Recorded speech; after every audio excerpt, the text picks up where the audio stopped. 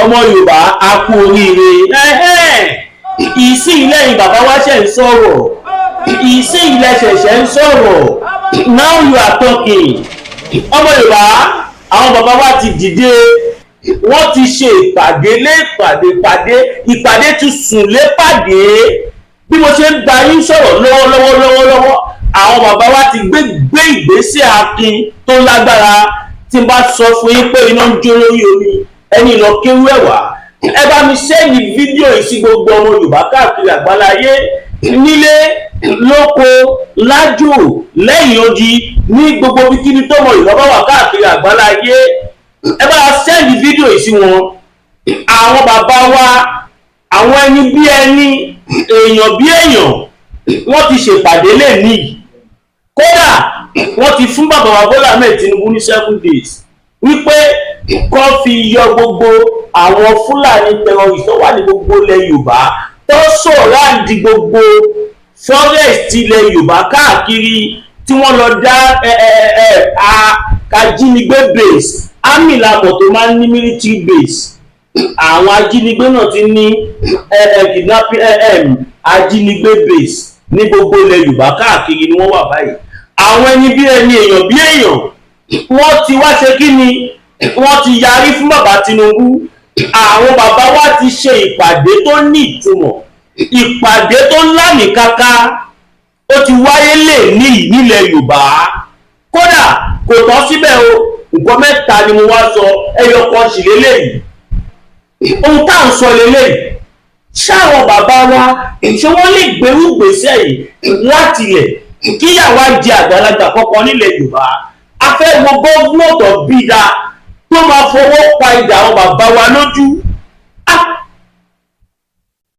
gọ́ọ̀mọ̀ gan ò fẹ́ wàhálà pírẹ́sídẹ́ǹtì gan ò fẹ́ wàhálà sẹ́nétọ̀ gan ò ní fẹ́ rí wàhálà house of assembly gan ò fẹ́ wàhálà local government chairman gan fẹ́ sí mi kánsílọ̀ àdìgbò gan ò ní fẹ́ kù. ẹ̀yin bàbá wa ẹ̀ lè dìde kẹ́ni ó yá ẹ̀yin ọmọ ẹ lọ fọ gbogbo nu forest reserve forest gbogbo ilẹ̀ Yorùbá ẹ lọ fọ́ mọ́ kí gómìnà kan wá sọ pé ẹ wá gbàjà àbí kíní kan gómìnà tó bá sọ ó máa sọ ìdí tó ṣe ó máa fún wa ní reason ìdí tó ṣe ń sponsor àwọn Fúlàní kan máa pa wá. bẹ́ẹ̀ ni níbi tí a dé nílẹ̀ Yorùbá lè ní gbogbo wa la mọ̀ wípé wọ́n ti yí wa pátápátá ó ṣe àní fídíò ẹ̀ lẹ́ti rí láti bẹ̀rẹ̀ yẹn màá dẹ̀ tún sí show fídíò ẹ̀ fún yín tẹ́ máa rí clearly more than 30,000 Fúlàní ajínigbé ni wọ́n tún ti migrate allegedly ni wọ́n ní wọ́n kó wọ́n ní wọ́n sọ pé wọ́n ní pé wọ́n ti kó wọlé. kí ló fẹ́ wá ṣe ìyẹn ò tún wá dùn mí àwọn aláàánú yìí olórí burúkú tí wọ́n pè ní tọ́jì gbèrò tí ò ní jèrè àwọn ọmọ tí ó bá bí tó ń gò ní padà jèrè ara ẹ̀ tó bá bí yàrá ìyá tọ́jì gbèrò dáhùn tó ṣe nílẹ̀ Haúsá yẹn wá ṣe nílẹ̀ Yorùbá. àwọn olórí burúkú yìí wọ́n wá níjọ ọdún gbogbogbò ó dẹ̀ kó àwọn èèyàn jọ tí wọ́n jọ ń kírun kẹ́lẹ̀ mọ̀ pé wọ́n kó làwọn pípù yìí kẹ́lẹ̀ mọ̀ pé àwọn ará bí wọn kì í ṣe ẹni tí èèyàn tiẹ̀ ń bá tò ìjọba tí wọ́n ṣe ṣá lára àwọn mùsùlùmí tó wá kírun ó dẹ̀ kó 12 jáde ó dẹ̀ pa wọ́n ní ìfọ̀nà ìfọ̀nṣu just for fun pé kọ́ wò ó pé òun lòun tó bá ìhun kíríkan kìnìkan Nigerian government tó dẹ̀ ti declare wanted. olóyè Sunday Adéníyì Adéyẹmọ Ìgbòho òòṣà owó baba dami ẹkùn ọkọ Fúlàní àjànàkú kọjá mọ orí nǹkan fìrí tabariri ká ní arére ẹmu ẹkì ẹwọn bí òrè lẹpẹ ni táńjọba kó wá pa níwájú ọmọ kú yóyó táńjẹ jagunjagun níwájú jagunjagun àjànàkú ni kò ń ṣẹ̀rù ọmọdé. Ẹ má jà máa sọ pé a rí kankan fìrí, tá a bá rí erin ẹni ká sọ pé a rí erin. Olóyè Sunday Igboho náà ti wá sọ̀rọ̀ nísìnyí, bọ̀ kí n tó sọ̀rọ̀ tó lóyè Sunday Igboho sọ, àwọn bàbá wa wọ́n ti ṣe gudugudu méje, wọ́n ti ṣe yàyà mẹ́fà. Ibi tí iṣẹ́ ti wá kọ́ àwa ọmọ Yorùbá rèé. Gbogbo ilẹ̀ mọ̀ wípé bàbá tiwa olóyè Sunday Adéníyì Adéyẹmọ Ìgbòho Òòṣà owó bàdá mi. Gbogbo ara mọ̀ pé àwọn nìkan làwọn bàbá wa nílùú tọkàn wa fi máa balẹ̀ nílẹ̀ Yorùbá. Èmi wá fẹ́ ẹ̀yin bàbá wa ẹ wò kí n tó sọ̀rọ̀ yìí kó má bàa dàbí pé bóyá mò ń dìtẹ̀ àbí nǹkan kan, ẹ jẹ́ a ṣe gbòòsà mẹ́sàn-án fáwọn àgbààgbà ilẹ̀ Yorùbá. Gbòòsà gbòòsà gbòòsà gbòòsà gbòòsà gbòòsà gbòòsà gbòòsà gbòòsà mo ṣe gbòòsà fún yín. Ẹ kú akọni ṣe, ẹ kú àgbà ò ní tán lórílẹ̀. Ohun tá a fẹ́ jẹ́ kẹ́ ṣe látijọ́ yìí òun lẹ ti ń ṣe yìí náà. Ẹ lè gbèjà wa kí gómìnà kó wá sọ pé orí òun burú kó lóun fẹ́ yọ yín, á sọ ìdí tó ṣe fẹ́ yọ yín. Bóyá òun ló kó bọ̀ fáwọn terrorist tó fi wọ́n pa wá ilẹ̀ Yorùbá, á ṣàlàyé ohun tá a ṣe fún tó fi kó bọ̀ fáwọn terrorist kó máa pa wá aráàlú. Gómìnà yẹn máa sọ̀nà àwọn. Yes, I recognize Obaju, president, governor, any political post. I recognize àwa ọmọ Yorùbá, àwọn ọmọ aládé, we the indigenous people of Yorùbá land. I represent àwọn traditional ruler wa ju àwọn political leader lọ. Àwọn traditional ruler Ọlọ́run ló yàn wọ́n síbẹ̀. Ẹ̀yin olóṣèlú àwa la yàn yín síbẹ̀. Bó tiẹ̀ jẹ́ pé bọ́lọ́run ṣe yan àwọn ọba, Ọlọ́run yàn wọ́n láti ṣàṣojú wa lórí àpèrè yẹn ni. Torí gbogbo wa ò lè jókòó sípò ọba, ẹnìkan lọ́lọ́run máa yàn nínú wa, kájẹ̀ máa darí gbogbo wa síbi tó dáa. Ẹ̀yin àbọ̀wọ́ ilẹ̀ Yorùbá kò ní bàjẹ́ fún yín láéláé. Mo fa àsìkò yìí dúpẹ́ lọ́wọ́ olóyè Sunday Adéníyì Adéyẹmọ Ìgbòho Òòṣà. Mo tún fàsìkò yìí dúpẹ́ lọ́wọ́ bàbá wa emeritus merited intelligent distinguished professor Adébánjí Akíntóyè. Bàbá tí a fi ń tọrọ bàbá. Àwọn bàbá téèyàn máa rí tó yìnyín á sì máa wú. The oracle of our time. Kó tó di pé mo sọ̀rọ̀ tí mo fẹ́ sọ yìí, ẹ̀yin bàbá àti ìyá mi nílé olóko lájò ẹ bẹ̀rẹ̀ sí ní kọ́ sí comment section wípé Yorùbá nation no going back. Chief Sunday Igboho is our representative. Bàbá wa Professor Banji Akintoye is our representative. We want Yorùbá nation. We want total freedom. We want unconditional freedom. We want to pull out of ẹ bẹ̀rẹ̀ sí ní kọ gbogbo àwọn ọ̀rọ̀ yẹn. Iṣẹ́ tẹ̀lé fẹ́ ṣe ẹ̀yọ̀ kan bẹ̀ nìyẹn. Ẹlẹ́kejì, ẹ jẹ́ kí fídíò yìí jáde dáadáa. Àwọn ọmọ Yorùbá tàwa across the world we are more than 500 million. Kẹ́lẹ̀ mọ̀ pé Yorùbá pọ̀ gan. At least fídíò yìí ó jẹ́ kí èèyàn about 480 million sí wo fídíò yìí lórí channel mi nìkan. Ká bá pè dáadáa. Now, àwọn àgbààgbà ilẹ̀ Yorùbá wọ́n ti fún bàbá Tinubu ní ọjọ́ méje láti lé gbogbo Fúlàní kó ní gbogbo forest wa. Àwa dẹ̀ mọ̀ pé ẹni tí àwọn bàbá wa fọkàn sí pé ó máa ṣiṣẹ́ yẹn òun náà ni bàbá wa olóyè Sunday Igboho. Tó bá jẹ́ lóòótọ́ lẹ́yìn bàbá wa lẹ́mí nìkan tẹ̀ ń sọ yẹn tí ò ṣe pé bóyá ẹ̀kọ́ fẹ́ fi wá lọ́kàn balẹ̀ abẹ́kọ̀ play politics bẹ́ẹ̀ ṣe fún bá ṣe gbọ́pẹ́ fún bàbá Tinubu ní 7 days pé káwọn Fúlàní tó ń jí wa gbé tó wà ní forest wa kó fi gbogbo forest wa lẹ̀. A fẹ́ jẹ́ kí ẹ sọ́nà wípé ẹ fún bàbá Tinubu ní ọjọ́ 5 àbí ọjọ́ 7 láti release olóyè Sunday Igboho. Ìyẹn la fi máa mọ̀ pé lóòótọ́ ẹ ti ṣetán láti gbèjà àwọn ọmọ Yorùbá, ẹ ti ṣetán láti defend ilẹ̀ Yorùbá. Torí èmi ò mẹ́ni tẹ fẹ́ lò tí olóyè Igboho bá sí ń bẹ̀. Torí ẹnìkan ṣe tí gbogbo wa mọ̀ pé ọdún ó tọ́ fún wa nìyẹn. tí wọ́n dẹ̀ ní béèrè 1 kọ́bọ̀ látijọ́ tó lọ́hún dẹ̀ ti ń lò wọ́n gba 1 naira yìí lọ́wọ́ anybody. Gbogbo alámọ̀ wípé omi ti wà láàmú kójò tó rọ̀, tójò bá wá rọ̀ sáàmù àníkún ni. Gbogbo ayé ló mọ̀ yẹn. Kò kì í ṣorúkọ ni bàbá wa olóyè Sunday Igboho ń wá, kò lẹ́ ń ṣowó lọ́wọ́ wà. Wọ́n wá àlàáfíà fáwọn ọmọ Yorùbá ni, wọ́n wá ilé gígùn fáwọn ọmọ Yorùbá ni, wọ́n wá ìfọ̀kànbalẹ̀ fún àwọn ọmọ Yorùbá ni, wọ́n wá ọjọ́ iwájú tó dáa fáwọn ọmọ Yorùbá ni. Kò tẹ́ ṣe fúnra wọn àbí fún àwọn ọmọ wọn. Gbogbo alámọ̀ pa àwọn ọmọ wọn wọ́n yàn wọ́n yanjú.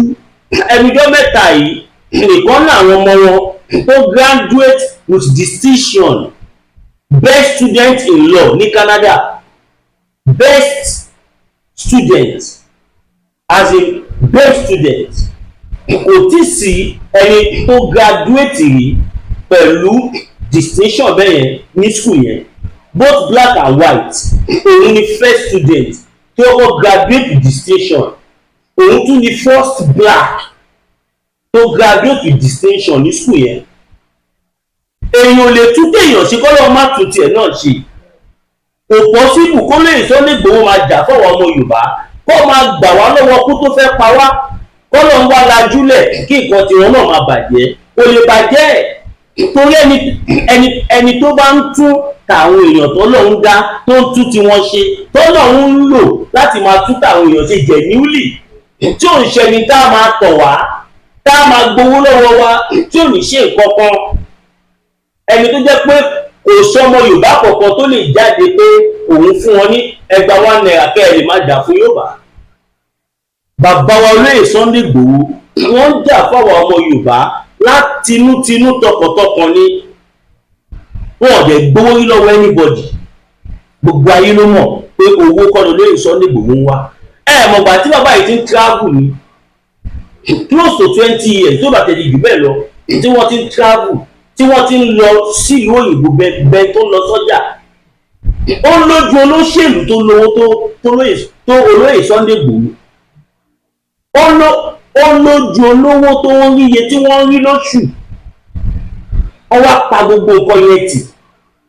Wọ́n wá náà ọmọ Yorùbá ló kù táwọn fẹ́ já fún. Bàbá tó bí mi lọ́mọ ò lè ṣe, ìyá tó bí mi lọ́mọ ò lè ṣe. Kí la wá sọ? Tábá wá rẹ́ni tó lè ṣe, kí lè ká gbárùkù tì? Ẹ̀yin bàbá wa, ẹ̀yin mo fẹ́ bá sọ̀rọ̀ jù. Olóyè Sunday Igboho, we want immediate unconditional release. Ẹ jẹ́ ká máa kọ sí comment section wípé we want unconditional release of Olóyè Sunday Adéníyì Adéyẹmọ Igboho Òòṣà. Ibi táwọn ọmọ Yorùbá, mo ní fídíò àwọn Fúlàní more than 20 lọ́wọ́ ní ibi tí wọ́n ti take over àwọn ilẹ̀ kọ̀ọ̀kan. Eléyìí ò kì í ṣe ọ̀rọ̀ pé bóyá wọ́n ní I have video evidence. Ọmọ Yorùbá, ẹ jẹ́ ká sowọ́pọ̀ pẹ̀lú àwọn bàbá wa, pẹ̀lú olóyè Sunday Igboho àti bàbá Professor Banji Akíntóyè àti bàbá wa Ọláyọmí Kóìkì àti bàbá wa tí wọ́n ṣẹ̀ṣẹ̀ new elected president of Yorùbá World Media àti ní president mi ní World Media torúkọ ẹ̀ jẹ́ Mr. Akànbí Lamid Yágbóyájú. Gbogbo wa la mọ̀ wọ́n, gbogbo wa la mọ̀ Yágbóyájú, kò sẹ́ni tí ó mọ̀ wọ́n. He is an IT expert. Ẹ jẹ́ ká welcome wọn. Àwọn ni wọ́n ṣẹ̀ṣẹ̀ become the 3rd president of Yorùbá World Media under the leadership of Professor Adébánjí Akíntóyè Stephen, alongside our father, brother, son, daddy, granddaddy, grandfather, Olóyè Sunday Igboho. Ẹ jẹ́ ká pàtẹ́wọ́ fún new elected Yorùbá World Media president. You are welcome, sir. Lágbára Ọlọ́run, Ọlọ́run á fún yín ṣe ju tàwọn àtẹ̀yìnwá lọ. Lágbára Ọlọ́run, a ní kábàámọ̀ pé a yàn yín as new president. A máa dúpẹ́ lọ́wọ́ Ọlọ́run pé kílẹ̀tì àti yan Mr. Yagboyaju láti jọ yìí ìyẹn ló máa jẹ́ adẹ́tù jẹ́ ìlọsíwájú nígbà tẹ́ débẹ̀ yìí. Mo dẹ̀ tún fàsìkò yìí kí bàbá wa Ẹ̀mọ̀lá tí wọ́n jẹ́ olórí YSDM Yorùbá Nation Self Determination Movement, ẹni tó jẹ́ tó ẹ̀dì Mr. Ẹ̀mọ̀lá, mo kí ẹ̀yin náà.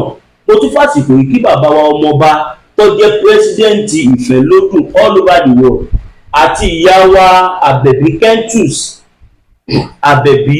Kentus. Mo kí bàbá wa ọmọọba Ògbóni, mo kí àgbáyé, mo kí Takuti Jésùn tó jẹ́ general coordinator gbogbo Ògùn state káàpàtà àti ihun. Mo tún fàsìkò yìí kí bàbá wa Ológun Olúwa tí wọ́n jẹ́ diaspora youth leader. Mo tún fàsìkò yìí kí bàbá wa my one and only my honourable Ọmọ́tọ̀ṣọ́ Olúmúyì sọ́tún ìbílẹ̀ mo ń kọ bọ́dà mi Ògbéyọ̀, mo kí yín sílé tí Máyọ̀wá mo kí yín pé lágbára Ọlọ́run iṣẹ́ tí àwọn ọmọ Yorùbá ta gbélé yín lọ́wọ́ yìí àṣeyè ní gbogbo yín máa ṣe, àjẹyè lẹ́ máa jẹ. Mo lè tún fi àsìkò yìí kí bọ́dà mi, mo fàsìkò yìí kí bàbá mi Olúṣọlá tí wọ́n ṣe gudugudu méjì ẹ̀yà mẹ́fà, ìyá wa Ajá Queen Ara, bàbá mi Fatai Ogunribido, Dr. Zabi Ọmọborí Owó, Masbi TV lókè àmì ẹ má gbé yẹn wá o. Mo fàsìkò yìí kí ìyá mi Yèyé Dára, obìnrin bí ọkùnrin wọn tó bẹ́ẹ̀. Mo wá fàsìkò yìí kí ìyá mi bèbí pé gbogbo ọmọ Yorùbá káàkiri àgbáláyé ni mo kí. Now that is that about that. Ẹ kà sáré dẹ̀ka ìpolówó ọjà. Bitter tea ẹkùn tí ń wọ̀yá àjà pẹ̀lú àwọn kíndìnrín tó ní stone nínú, ìyẹn kidney stone yóò mẹ́ẹ̀tì ẹ̀ tẹ́sí yádànù nínú àgọ́ ara yín. Òun kan náà ló ṣiṣẹ́ fún liver, ìyẹn àìsàn jẹ̀dọ̀jẹ̀dọ̀. A sì tún máa ṣiṣẹ́ fún ààtì, ìyẹn ìṣòro àìlèmí sókè sódò dáadáa. Láàólá bitter tea ló tún ṣiṣẹ́ fún ìkúnpá gíga, ìyẹn high blood pressure. Bákan náà gbogbo ẹ̀yin tẹ́ ẹ bá ní ìṣòro ìsétọ̀ tí a mọ̀ sí prostate cancer, gbogbo àwọn àìsàn tá a là kalẹ̀ yìí pátápátá òun ni láàólá Aba bitter tea yóò bá wà yá àjà. Ìṣòro ara ríro ńkọ́? Láàólá bitter tea òun ni kẹ́ ẹ gbẹlura láti wá rí egbòogi láàólá bitter tea rà. Àbí tẹ́ ẹ bá fẹ́ mọ ibi tí wọ́n tẹ̀dó sí, ẹ mẹ́sẹ̀gì wọn lórí àwọn WhatsApp numbers yìí +44742527137 àbí àwọn Nigeria numbers yìí 08033194355 tàbí 08026265000. Kò bára rí ẹ̀rí inú ẹ̀jẹ̀ ti kàn jẹ̀gbọ̀n lọ́wọ́ láàólá bitter tea gbẹ̀lura kò rí yàtọ̀ bẹ̀. Káàbọ̀ padà ènìyàn wa. Láàólá bitter tea tó jẹ́ iléeṣẹ́ tá ti ń ṣe gbòógì fún gbogbo ọmọ Yorùbá káàkiri àgbálá ayé. Kò síbi tí wọn kì í dìlì bá sí, bóyá ọmọkùnrin yẹn kéré tàbí ìwọ tó jẹ́ wípé bóyá o fẹ́ kí ọmọkùnrin yẹn tóbi ju bó ṣe wà lọ naturally, tí ò ní any side effect, tí ò ní ṣe any chemical reaction and tó lè máa jẹ́ ní kíákíá, tàbí òun tó máa kọlẹ̀ gbọ̀ngbọ̀ngbọ̀n ìwọ tó fẹ́ àdúdùn tó fẹ́ pẹ́ lórí ẹ̀, tàbí ẹni tó ní kidney problem, any type of àrùn tó mọ̀ pé ó wà curable, ẹ pè láàólá bitter tea, they are the best. Ẹ ṣé.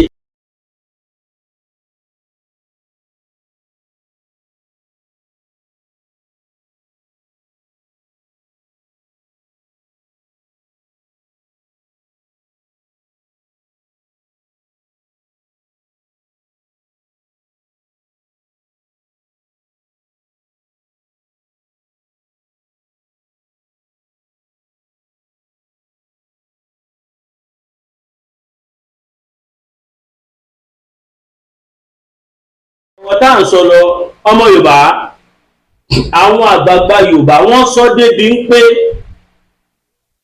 kó tó di pé màá sọ àwọn ìpele kejì, ẹ má gbàgbé o, mo sọ fún yín ṣe ìpínṣẹ́ ti fẹ́ bẹ̀rẹ̀ báyìí, ó ti di dandan ká ní powerful drone báyìí tí ò ṣe ẹyọkan tí ò ṣe méjì. Masbi TV lèmi ń sọ o, ní ìsọ ẹni ọ̀dà pẹ̀sì tèmi lèmi sọ̀rọ̀ fara tèmi. Àwọn kọ́kọ́ pẹ̀ tá a sì ní ìta fẹ́ rà bí a bí tó bá tẹ̀ ti lé ní 8 million gan báyìí. Ọmọ Yorùbá máa wò mí ràn, ẹ má wò mí níran nítorí Ọlọ́run, ẹ ṣàánú ọmọ yín, ká lè set studio yẹn kí power house wà, tí gbogbo ẹ bá ti ń ṣẹlẹ̀ Nàìjíríà ká máa gbé live and direct. A máa fly drove more than 30,000 feet above the sea level. Ó possible kó máa capture scene ibi mẹ́wàá at the same time. Tàdé máa gbé screen wa sọ́nà mẹ́wàá bọ̀ náà máa ọ̀nà mẹ́fà. Ẹ máa wo nǹkan tó ń ṣẹlẹ̀ lórí screen yìí at the same time. Gbogbo ẹ̀ láti organize. Ẹ support Mass BTV. Kò sí ọ̀tẹ̀ fún wa tó kéré. Kẹ́ ẹ lè fún wa super sticker, super chat, tàbí kẹ́ join membership wa, tàbí kẹ́ support VI bank account GTB 021 41 68 704 021 41 68 704 021 41 68 704. Ṣẹ́yìn náà ti pé ibi táwa ní Nàìjíríà yìí kò save mọ́. Nísìnyí báyìí a ṣe wọ́n ló bí i 1.4 fún apartment yẹn nìkan. Ọmọ Yorùbá máa wò mí ràn, ọmọ Yorùbá tó lè fún mi ní 10 million wà, mo fi Ọlọ́run gbọ́. Ọmọ Yorùbá tó lè fún mi ní 100 million wà. Gbogbo ẹ̀yin tẹ́ ń wò mí more than 20,000 people tó ń wò mí every day. Ẹ máa wò mí ràn, mo mọ̀ kẹ́ máa ṣàtúnṣe. Ẹ̀yin tẹ́ bá fẹ́ bá mi sọ anything bí for information àbí advert or anything, ẹ kò ní sórí +229 57 74 79 70 +229 57 74 79 70. Nọ́mbà tí mo ń lò bí mo ṣe wà ní Nàìjíríà báyìí ní 081 76 03 4216 081 76 03 4216. Tẹ́ bá pè direct kò ní lọ, WhatsApp kò lè ní. So now bí mo ṣe ń sọ lọ, àwọn bàbá wa wọ́n ti sọ àwọn ọ̀rọ̀ kan fún bàbá wa Bọ́lá Ahmed Tinubu. Wọ́n ní láti síyìí lọ, ẹni Fúlàní tó bá ti rí pẹ̀lú bọn nílẹ̀ Yorùbá, àwọn máa kà á kún ajínigbé ni. Ohun tó bá mú ọmọ Yorùbá tí ó lè gbébọn kiri nílẹ̀ bàbá ẹ̀, a sọ pé nílẹ̀ Haúsá o, a sọ pé nílẹ̀ Ìgbò o, nílẹ̀ bàbá tiẹ̀. Ohun tó bá mú ọmọ Yorùbá tí ó lè gbébọn dání, tá bá ti rí ẹni Fúlàní tó gbébọn dání, mo gbọ́ pé wọ́n sọ pé allegedly pé wọ́n máa treat wọn bí terrorist. Ẹni Fúlàní tó bá dẹ̀ ti rí with cash tó pọ̀ tó kọjá owó tó yẹ kéèyàn máa gbé rìn, they will count it as ransom. Number one, a fẹ́ rí Fúlàní kọ̀ọ̀kan pẹ̀lú ìbọn mọ́ ní gbogbo ilẹ̀ Yorùbá. Bóyá wọ́n ń bọ̀ láti ilẹ̀ Haúsá ni o, wọ́n lọ ilẹ̀ Haúsá, tó bá ti fi lè gba South West kọjá, tó bá ti rí ìbọn nínú mọ́tò wọn, wọ́n máa rí wọn bí terrorist. Tó bá dẹ̀ ti fi lè rí owó tó ti kọjá owó tó yẹ kó dání lọ, wọ́n á ka owó yẹn kún ransom. Wọ́n á dẹ̀ wọ́n á mú wọn nímú pé wọ́n mú ajínigbé ni. Nǹkan ta fẹ́ la fẹ́, ń táwọn bàbá wa sọ pé àwọn fẹ́ nìyẹn, ń tọ́ lè fẹ́ nìyẹn, ń ta fẹ́ lẹ́wà nìyẹn. Torí ìtòsílẹ̀ lẹ́dún nígbà tó máa sọ́ọ̀sìn ọ̀ní ọlọ́dẹ ni wọ́n. Even under the Nigerian Act, in the Nigerian law, okay, tó bá jẹ́ pé hunter ni ẹ́, wàá fi jurisdiction ẹ sílẹ̀, wàá lọ sí more than 20 states, wàá in the name of overall hunt. Ṣé bàbá ẹ ló kó ẹran sí inú gbóǹbẹ̀? Ṣáwọn ọmọ yóò lè pa ẹran tó wà bẹ́ẹ̀? Àbí bàbá ẹ, ṣé bàbá ẹ Madam Fodio ló kẹ́ ẹran sínú gbólẹ̀ Yorùbá tó fẹ́ wá máa pa? Pẹ̀ládúró gbó tí ẹ nílẹ̀ Haúsá, tí ó bá ṣe pé lórí burúkú nìyí pé ẹ wà up to something. Ó fi Kánò sílẹ̀, ó fi Maiduguri sílẹ̀, ó fi Zaria sílẹ̀, ó fi Adamawa sílẹ̀, ó fi Yola sílẹ̀, ó fi Jos sílẹ̀, ó fi Sokoto sílẹ̀, ó fi Kaduna sílẹ̀. Ó wá ní ó wá pẹran nílẹ̀ Yorùbá, ṣé lórí burúkú ni ẹ ní? Wèrè lẹ́pẹ̀ wá ní. Ẹ ń pera yín ní hunter. Gbogbo ilẹ̀ Haúsá lè pẹran àbí? Ilẹ̀ Yorùbá ni wọ́n kó ẹran sí. Ilẹ̀ Yorùbá ni Utumada Fodo bàbá yìí tí ò ní dáa fún. Ilẹ̀ Yorùbá ló kẹ́ran sí àbí? Àbí àwọn ọdẹ tó wà nílẹ̀ Yorùbá gbọ́dọ̀ máa pẹran lẹ̀ Yorùbá? ọdẹlẹ Yorùbá mélòó ló lè gbé bọ̀dá ní wá sílẹ̀ Haúsá tó máa náà fẹ́ wá pẹ́ wọn. Ẹ rí i pé àwọn ọ̀rọ̀ tó ń rùn létí lọ́rọ̀ rẹ̀, but anyhow ẹ ti ṣe bẹ́ẹ̀ ṣe fẹ́ ṣe nílẹ̀ Yorùbá. Ohun táwọn bàbá wa yìí sọ òun làwọn fẹ́ dúró lé. Bẹ́ẹ̀ ni Ọlọ́run dẹ̀ ṣe pé ẹni tó jẹ́ director of DSS wọ́n ti sọ̀rọ̀. Nígbà tí wọ́n ti sọ̀rọ̀ wọ́n ti ní a lè mobilize ara wa láti defend ara wa against any ajínigbé. So ẹ̀yin Fúlàní tó bá nífẹ̀ẹ́ ra yín ẹ filẹ̀ Yorùbá sílẹ̀. Anyone táwọn tí àwọn local security wa tó bá ti rí nínú yín wọ́n máa mú gẹ́gẹ́ bí ajínigbé, wọ́n á dẹ̀ lọ fà lé ìjọba lọ́wọ́. Wọ́n fà lé ìjọba lọ́wọ́. Ṣé wèrè lẹ pè wá ni? Bí ilẹ̀ Haúsá ṣe tóbi tó ẹ lè da màálù yín níbẹ̀. Bí ilẹ̀ Haúsá ṣe tóbi tó ẹ ò lè kẹ́ ẹ lè ṣọdẹ ń bẹ̀ kẹpẹran àbí kò sí ẹ̀wọ̀n ilẹ̀ Haúsá. Sọ pé ọlọ́dẹ ẹni yín kó ajá bíi 50 kó wọn dání. Tẹ bá ti jí yọ̀gbé tẹ́ni ẹ bá fẹ́ sá lọ kẹ́ ní káwọn ajá lè mú, tàbí tẹ bá ríyàn lọ́ọ̀kan tẹ fẹ́ jí gbé tẹ́ni ẹ bá ń sá lọ kẹ́ sáré tú ọgbà ajá yín lẹ̀ kọ́ lọ́ba yín mú victim yín lẹ̀. Tú àwọn ajá yẹn lẹ̀ pé kọ́ lọ́ba yín mú àwọn ẹni yẹn. Táwọn ajá bá bẹ̀rẹ̀ sí ní plọ́ọ̀gì eyín mú ẹni yẹn lára ó máa weak. Tẹ́yìn tẹ fẹ́ jí ẹni yẹn gbé àfidé ní ṣoríire. Ẹ fi wálẹ̀ pé enough is enough. Yorùbá, Igbo, Hausa, we are 3 different people. Gbogbo ayé ló mọ̀, Ọlọ́run fún ara ẹ̀ ó ti ṣe bó ṣe jẹ́ kó ṣe, gbogbo anọ́dẹ̀ láti rí. Kó má dàbí pé ọ̀rọ̀ àsọdùn mi pọ̀.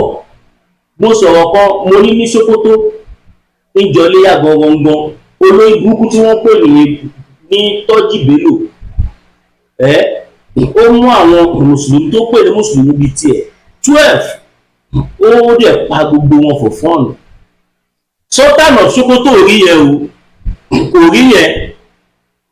Ilẹ̀ Yorùbá yẹn ló wà lójú ẹ̀ tó fẹ́ gbé ṣẹ̀ríà wá.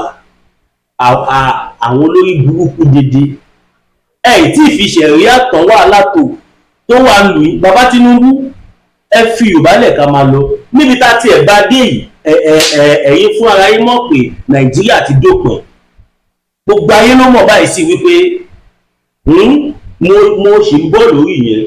Àwọn àṣírí kan tún sí mi lọ́wọ́ lórí bí a ti gbọ́ pé wọ́n ní wọ́n ti gbàgbọ́ kún Nàìjíríà, but yìnyín sọ níbí báyìí torí tí n bá sọ oríṣi ogbó èèyàn ló máa wo fídíò ìdébí báyìí. Àwọn àṣírí kan ti tú, watch out fún next video mi. Ọmọ Yorùbá nǹkan kì í ṣẹ̀ṣẹ̀ rà. Ọmọ Yorùbá à ń fàsìkò ìdúpẹ́ lọ́wọ́ gbogbo àwọn bàbá wa káàkiri ilẹ̀ Yorùbá tí wọ́n dúró tí wọ́n sáré arrange meeting pé ṣe ó tó gẹ́. Ṣẹ́yìn náà ti wá rí nísìnyí. Ṣe rí pé Ọlọ́run ti vindicate Chief Sunday Igboho. Ṣe rí pé Ọlọ́run Elédùmarè iṣẹ́ tó wọ́n Chief Sunday Igboho ṣe rí pé ó ti fún ara ẹ̀ parí ẹ̀ báyìí. Olóyè Sunday Igboho pariwo òkú bàbá pọ̀ tó yìí. Bí mo ṣe ń ṣe fídíò lọ́wọ́ mo tún ti receive intel pé wọ́n ti pààyàn ní Plateau báyìí more than 10 people. Ẹ lọ sórí Sahara Reporter ṣe máa rí bẹ́ẹ̀. A lot of people. Ní every 3 days ni wọ́n attack ibẹ̀ yẹn sọ pa àwọn pàkópa no security. Òun sì ní Chief Sunday Igboho pariwo ní ìjẹta tí wọ́n ti sọ ní ìjẹta. Ó sọ pé láàrin èèyàn àti àwọn ṣé security wà Nàìjíríà. Ọlọ́run dẹ̀ ṣe ẹni tó jẹ́ director of DSS wọ́n ti sọ̀rọ̀, wọ́n ti ní ká máa mobilize láti defend ìra wa. Ìwọ tó bá wá jẹ́ Fúlàní tó bá bí aláìyá ẹ̀dá wálẹ̀ Yorùbá kó tún wá jíyàn jù. Mo lè sọ kọ́kọ́ fún wa nígbà kan tó jẹ́ solution. Mo ní alákọ̀ọ́kọ́ tó wà níbẹ̀ ni pé ẹ jẹ́ ká lọ dira. Tí a bá dira simple arithmetic ni. Tá a bá dira tí gbogbo àwa ọ̀dọ́ tá a dára wa lójú. Táwọn Fúlàní dá mẹ́wàá bí 20 tó wá àkáàkì ìlú kan. Táwọn ọ̀dọ́ tó wà bẹ́ẹ̀ lé 500 tí gbogbo yín lè dára yín lójú. Ìbọn lásán ni Fúlàní ní. Fúlàní ìlú ìwà tẹ́ bá gba etí ó lè kù lẹ́sẹ̀kẹsẹ̀.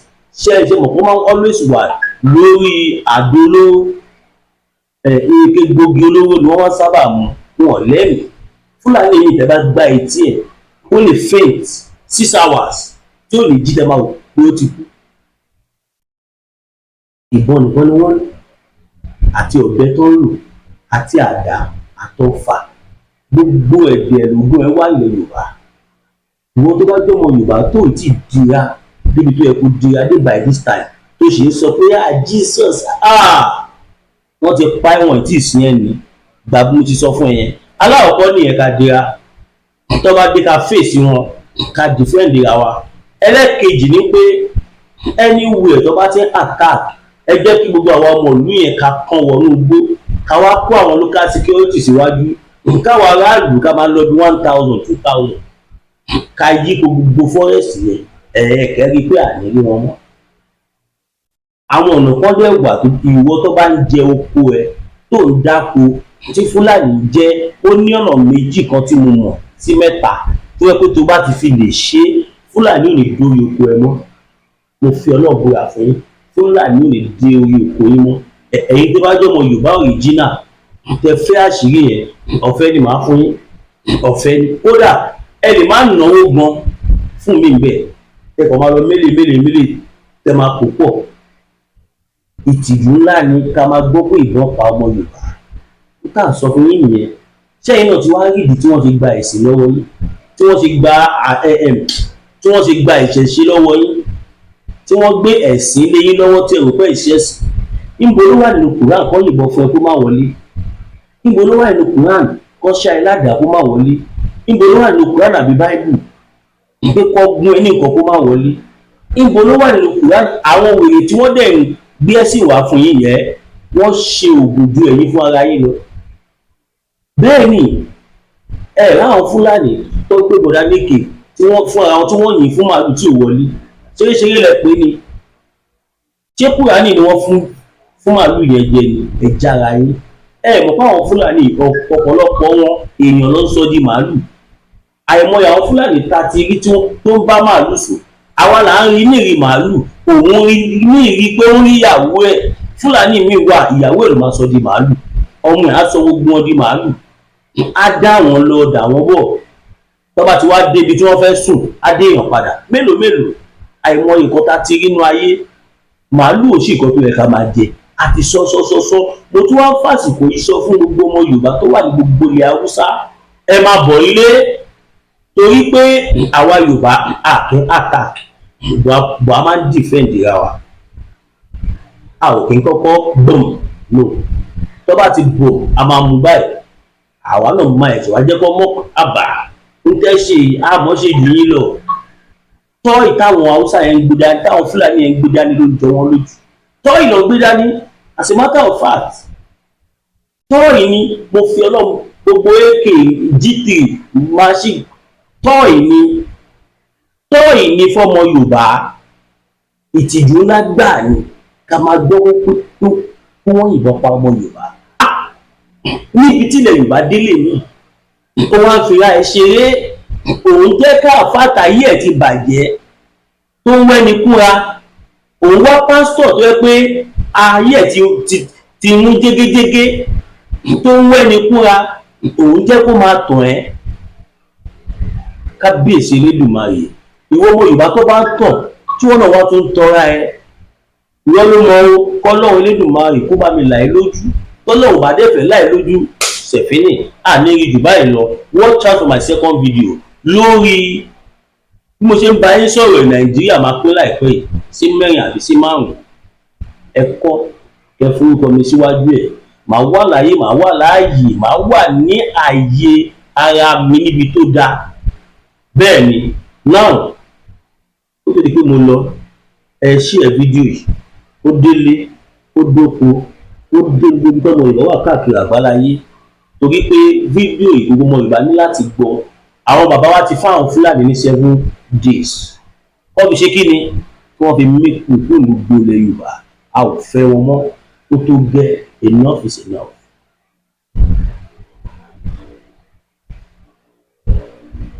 Ewúrẹ́ wa ò sọ pé òun bá àgùntàn wọn ṣe, àgùntàn wọn ló sọ pé ìyá àwọn òbí dúdú.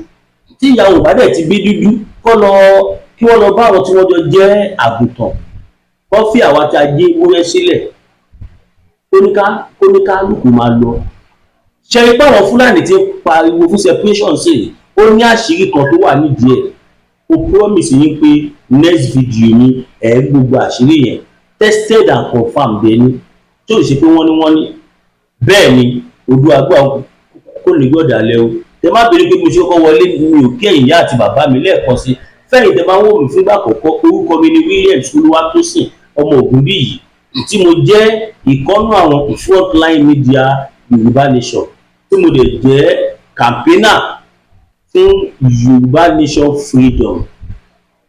Ẹ káàbọ̀ mo kẹ́yìn tẹ́ ẹ̀ṣẹ̀ bí ẹ má gbàgbé ẹ like ẹ comment ẹ subscribe ẹ turn notification bell yín ẹ wá send ẹ sí gbogbo àwọn olólùfẹ́ yín káàkiri àgbáláyé àwọn tẹ nífẹ̀ẹ́ sí ẹ jẹ́ kó gbọ́ formation yìí 7 days is 7 days.